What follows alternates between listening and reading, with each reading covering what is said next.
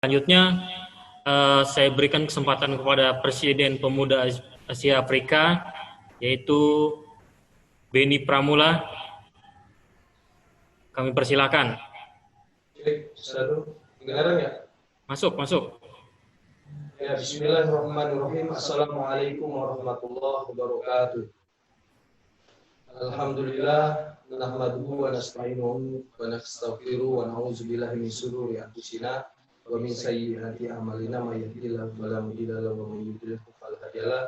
Asyhadu an la ilaha illallah wa asyhadu anna Muhammadan abduhu wa rasuluhu la nabiyya ba'da.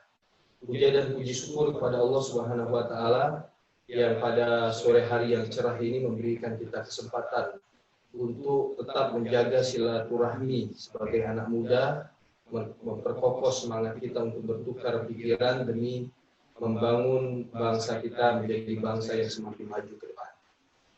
Salawat serta salam kita mintakan kepada Allah, semoga senantiasa terlimpah curah pada junjungan kita Nabi besar Muhammad SAW. Yang saya hormati pembicara-pembicara kita pada diskusi via daring Zoom kita pada hari ini. Ada keynote speaker kita tadi, Bang Ustaz Zanubi, senior dan inspirasi bagi kita semua. Terus juga ada Bang Edi Sofian, ada Bang Eci Ahmad, kemudian ada Bang Piatur Pangaribuan. Saya pikir itu ya.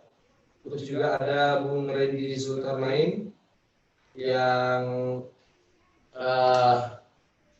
merupakan ketua PGK provinsi apa ini? Kaltim ya? Lalu KN. Ya. Terima kasih banyak atas kesempatan yang sudah diberikan di kesempatan diskusi kita pada hari ini.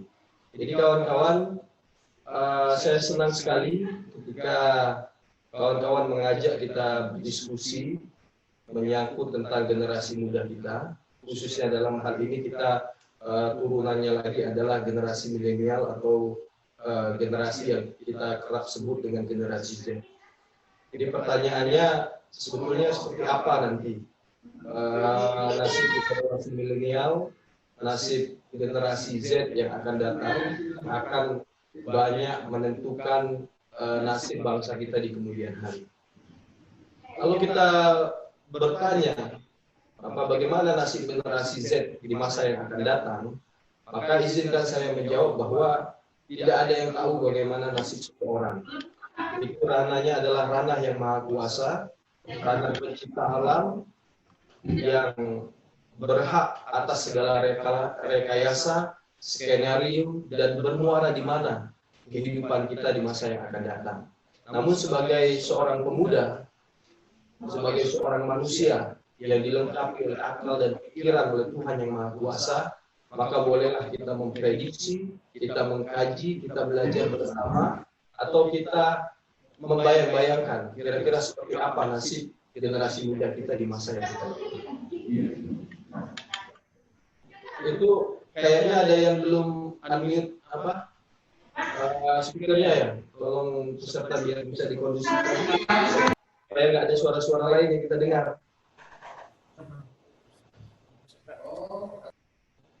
Bung Randy?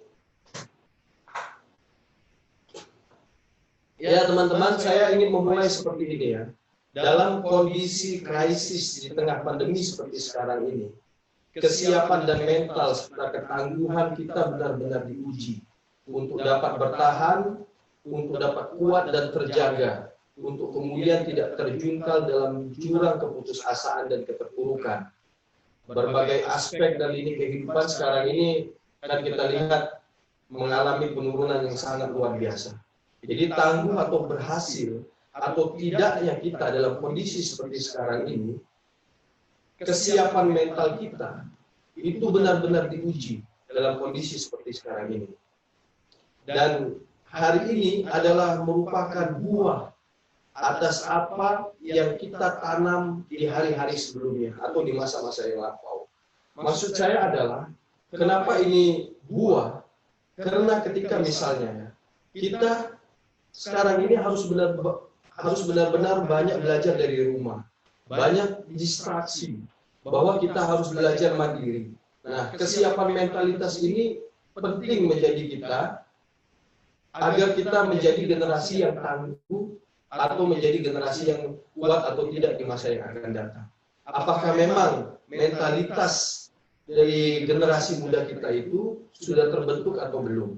Misalnya, sekarang ini, meskipun kampus tidak melakukan proses pembelajaran sebagaimana biasanya, tidak tatap muka di kampus, tidak bertemu secara langsung di kampus. Saya mau bilang bahwa di proses pembelajaran kita yang sebagaimana biasa aja, yang kita datang ke kelas, yang kita datang ke kampus atau sekolah, itu ketika kita lagi belajar, ketika anak muda atau siswa atau mahasiswa lagi belajar, itu pikirannya bisa kemana-mana. Apalagi kalau seandainya proses pembelajaran ini dilakukan melalui media-media online. Sebut saja misalkan media Zoom seperti yang kita gunakan pada hari ini. Jadi saya rasa tanpa menutup kondisi atau peliknya situasi serta kondisi yang kita hadapi sekarang ini, saya melihat ada tantangan besar kita anak muda untuk bagaimana berinovasi, untuk bagaimana memunculkan kreativitas baru, sehingga kita benar-benar bisa keluar dan melahirkan generasi-generasi Z yang unggul di masa yang akan datang. Jadi tanpa guru atau dosen, pengajar di kelas, sekolah atau kampus, itu aja sudah membuat kita kelimpungan untuk memahami proses pembelajaran itu, apalagi itu dilakukan via online seperti sekarang ini. Dan yang kedua, saya rasa benar ya, bahwa kita harus saling berkolaborasi di situasi kita seperti sekarang ini, harus saling support. Tapi di sisi lain, sebagai pemuda atau sebagai pelajar atau sebagai mahasiswa, bagaimana kita untuk tetap menjaga nalar kritis kita, tetap mengomentari fenomena yang sekarang ini terjadi di negeri kita dengan memberikan masukan yang konstruktif terhadap bagaimana penanganan COVID-19. Ini juga merupakan bentuk kolaborasi kita sebagai anak muda untuk serta juga membangun bangsa kita.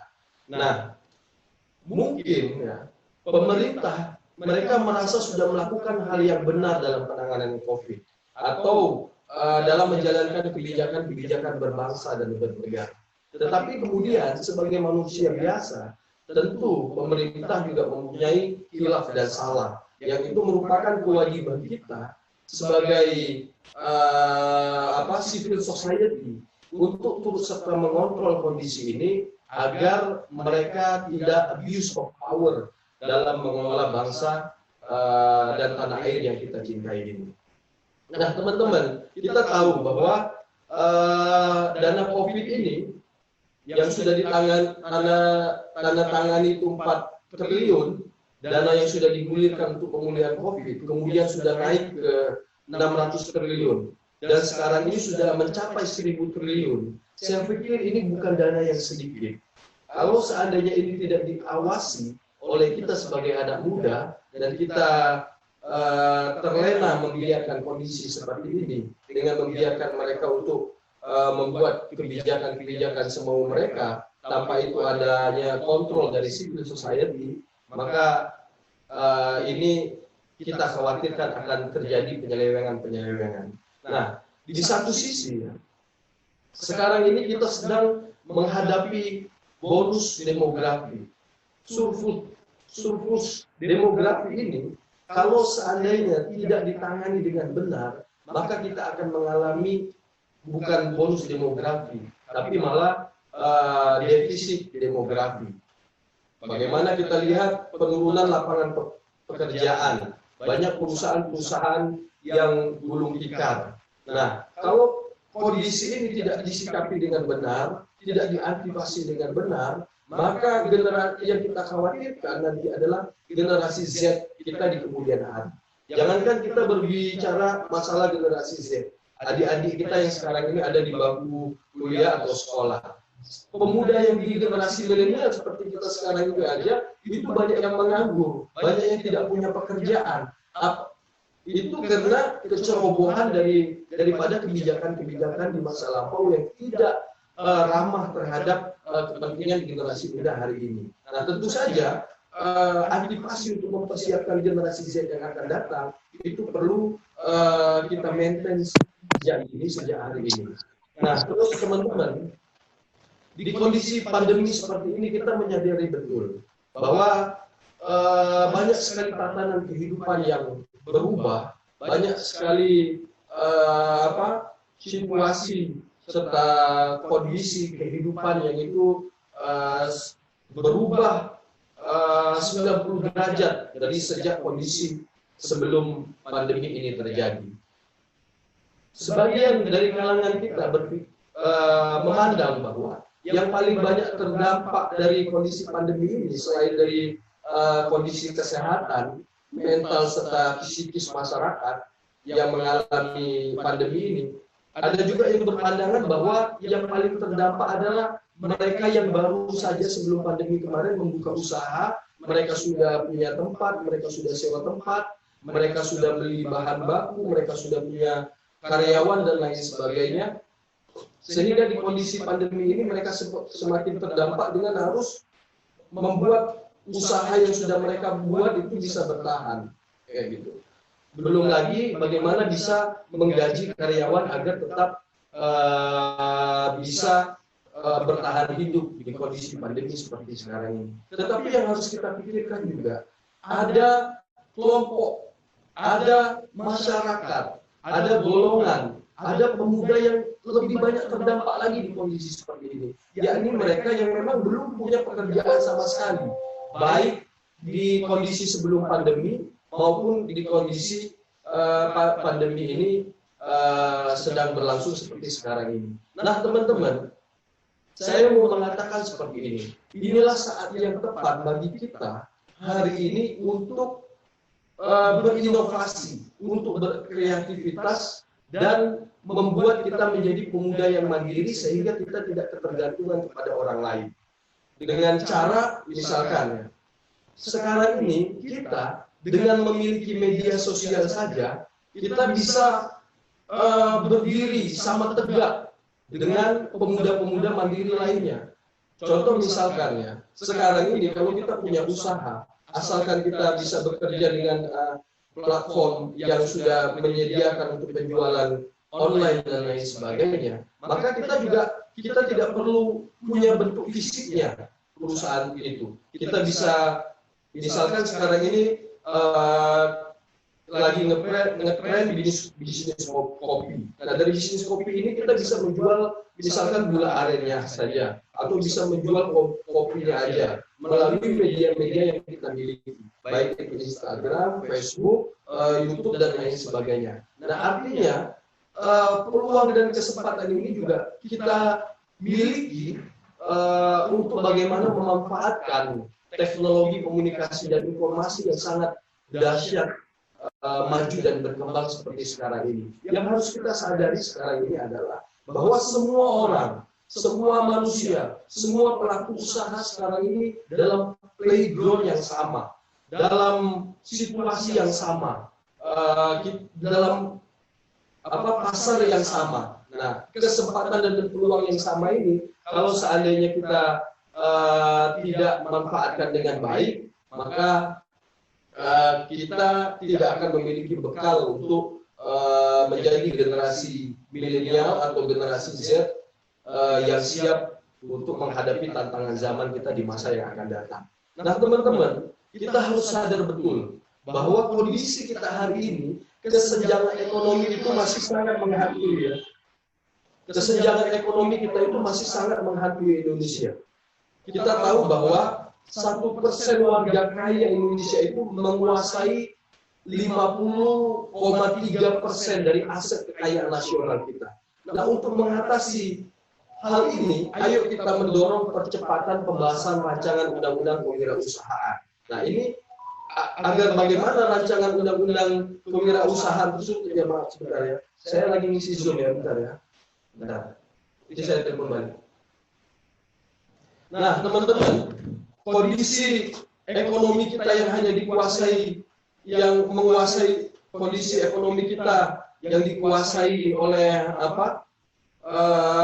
segelintir orang tersebut, ini akan sulit memberikan kesempatan bagi generasi milenial atau bagi generasi Z kelak akan turut berkembang dan menjadi generasi yang mandiri di masa yang akan datang. Saat ini ya, hanya sekitar 1% warga kaya Indonesia itu menguasai 53% aset atau kekayaan nasional kita. Ke depan, kesenjangan ini akan menjadi masalah serius kalau seandainya pemerataan ekonomi itu tidak segera dilakukan oleh bangsa kita. Ekonomi ya memang akan terus ekonomi terus meningkat, tetapi hanya dikuasai dan dimonopoli oleh sekelompok elit dan segelintir orang saja. Ditambah lagi, ya, sekarang ini ya, sejak tumbangnya sejak itu sudah sejak lama sekali, sejak Orde Baru, sejak pasca reformasi, Gini rasio kita itu mengalami peningkatan tajam ya. Meski terjadi perbaikan ekonomi nasional di beberapa aspek jenis usaha, tapi rasio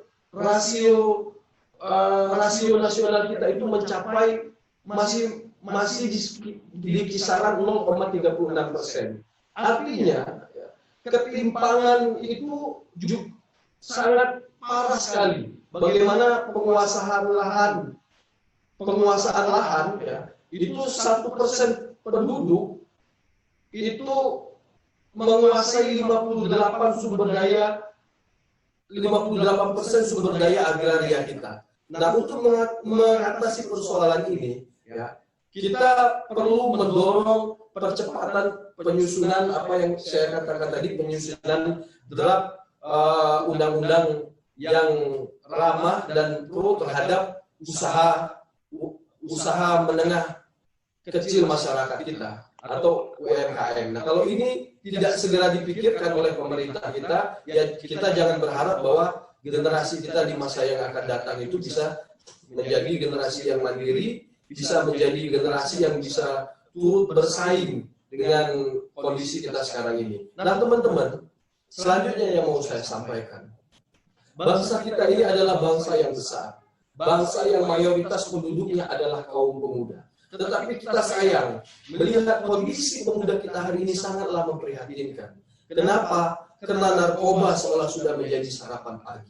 Seks bebas bukan lagi hal yang tabu. Bahkan agama sekalipun hanya dianggap barang kuno yang harus dimuseumkan. Kondisi mahasiswa kita hari ini juga sangat memprihatinkan. Bendera kita sudah jarang berkibar di tengah pondasi dan tiang bangsa kita yang kian rapuh. Pena kita juga sudah jarang mengeluarkan tinta di kertas agitasi. Ketika birokrasi, kekuasaan, itu perlu otokritik dari tangan-tangan mahasiswa dan pemuda. Nah, untuk itulah kepekaan kita sebagai generasi muda, apalagi di tengah pandemi seperti sekarang ini, menurut saya ya, ada krisis yang lebih parah daripada krisis ekonomi di tengah pandemi yang kita hadapi sekarang ini. Krisis apa itu? Ya, ini krisis eksistensial di tengah pandemi. Bagaimana generasi muda hari ini tidak mau muncul, tidak mau peduli, tidak mau turut serta. Ya. Ada suatu sikap yang minder untuk turut serta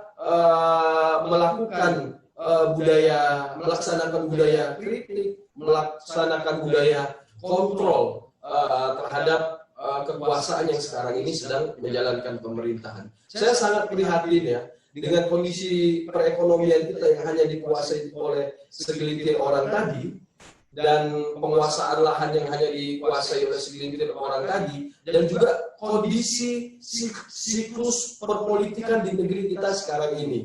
Bagaimana hegemoni kekuasaan itu menciptakan dinasti-dinasti politik di semua lini pemerintahan, baik itu di pusat, di DPR, di provinsi, dan di kabupaten kota. Kita lihat bagaimana para pemimpin-pemimpin itu tidak melaksanakan kaderisasi politik bagi generasi bagi generasi muda. Kalaupun mereka memberikan kesempatan bagi generasi muda, mereka lebih memberi kesempatan kepada anak-anak mereka.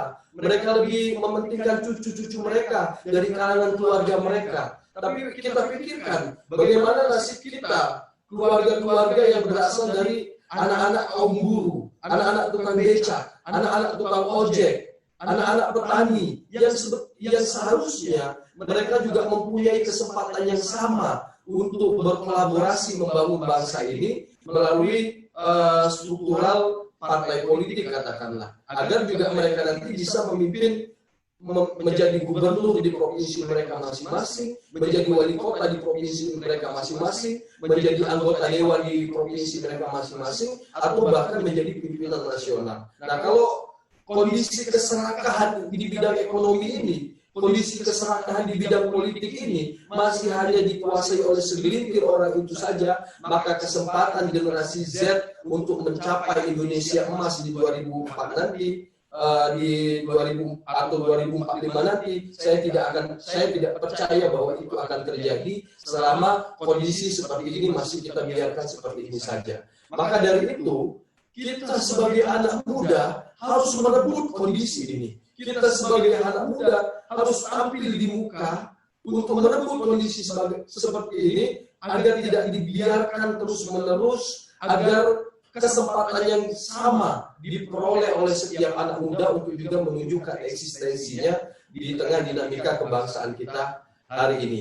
Saya mulai berpikir bahwa anak muda hari ini perlu suatu wadah, perlu suatu kendaraan politik untuk mengejawantahkan harapan kita sebagai anak muda harus bawa agar juga bisa maksimal berperan di ranah kebangsaan yang lebih luas. Bisa saja dalam bentuk partai politik atau apapun dan lain sebagainya. Nanti barangkali bisa kita diskusikan bagaimana metode dan caranya. Barangkali itu saja sedikit pengantar dari saya. Nanti kita akan ulas bersama dalam diskusi kita. Bila kita bilhaq wassalamualaikum khairan. Assalamualaikum warahmatullahi wabarakatuh.